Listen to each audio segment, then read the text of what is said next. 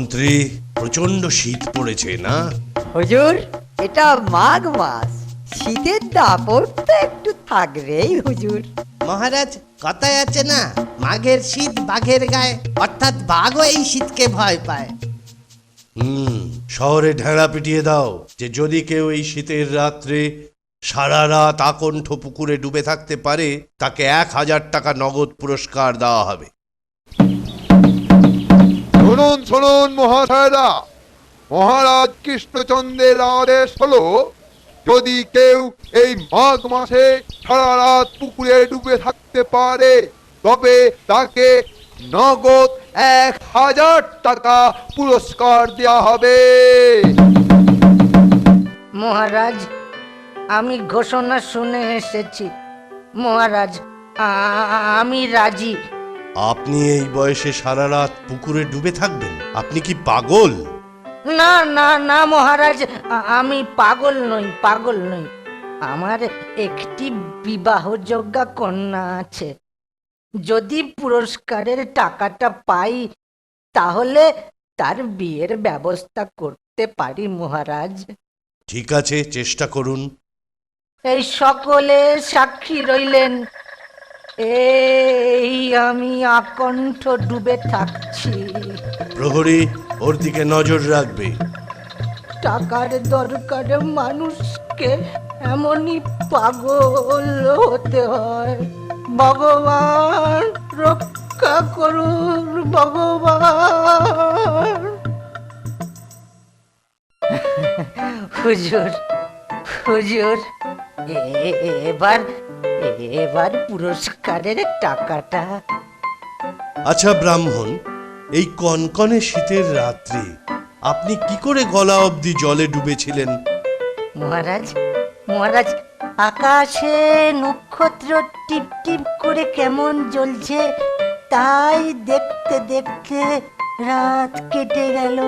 তাহলে তো তুমি পুরস্কারের টাকাটা পাবে না। সে কি মহারাজ, সে কি দোষটা কোথায়? ওই নক্ষত্রটির আলো দিয়েছে বলেই তো তুমি জলে ডুবে থাকতে পেরেছো। হে ভগবান, হে ভগবান, এ কি বিচার! হে ভগবান! নিয়ম অনুসারে ওই সময় আলো বা অগ্নির তাপ নেওয়া নিষেধ, তাই তুমি ঘোষিত পুরস্কার থেকে বঞ্চিত হলে।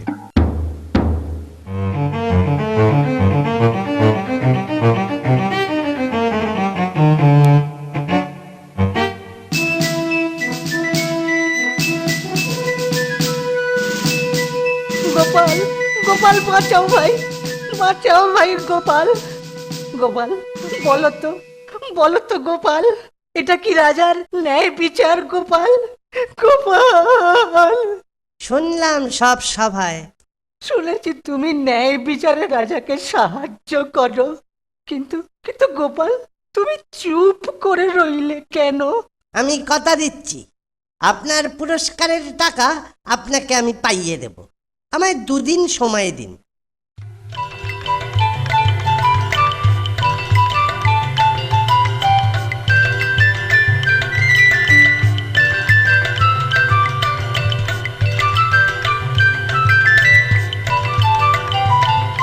মন্ত্রী, আজ গোপাল অনুপস্থিত কেন?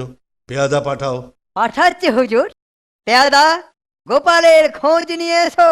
জি হুজুর, এক্ষুনি খবর আনছি।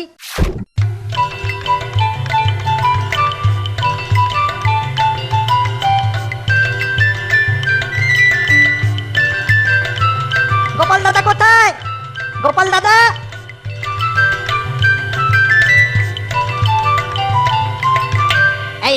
এই যে, কি করছো?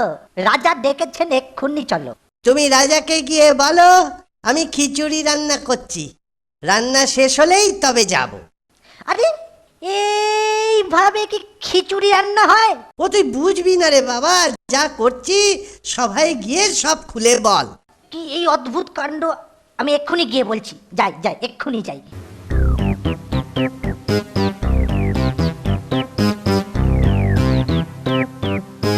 কি হলো? গোপাল কই? মহারাজ বলল খিচুড়ি রান্না শেষ হলে তবেই আসবে। বাড়ি থেকে কেউ নেই?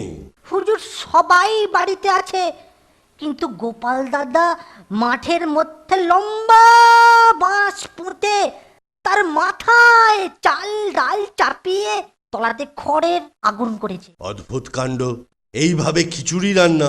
চলো তো সবাই গিয়ে দেখি ব্যাপারটা কি।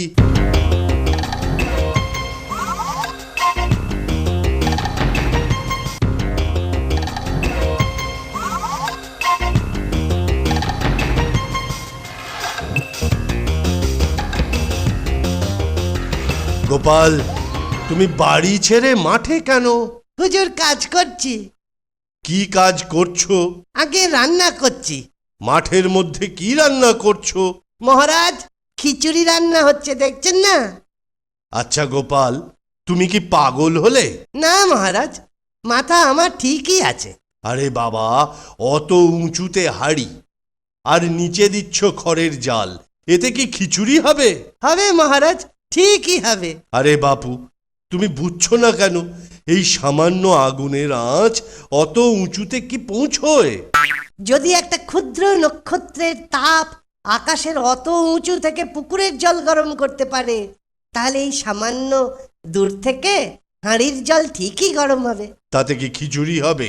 নক্ষত্রের তাপ যদি ব্রাহ্মণের শরীর গরম করতে পারে, তাহলে এই তাপও খিচুড়ি তৈরি করে দেবে মহারাজ। বুঝেছি বুঝেছি, ব্রাহ্মণ নিশ্চয়ই তোমার শরণাপন্ন হয়েছে। ও কথা বলছেন কেন? ও রাজার ন্যায় বিচার চেয়েছে, ওর চাওয়াটা কি অন্যায়?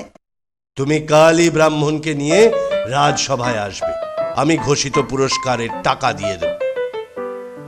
ধন্য গোপাল, ধন্য তুমি, ধন্য ধন্য।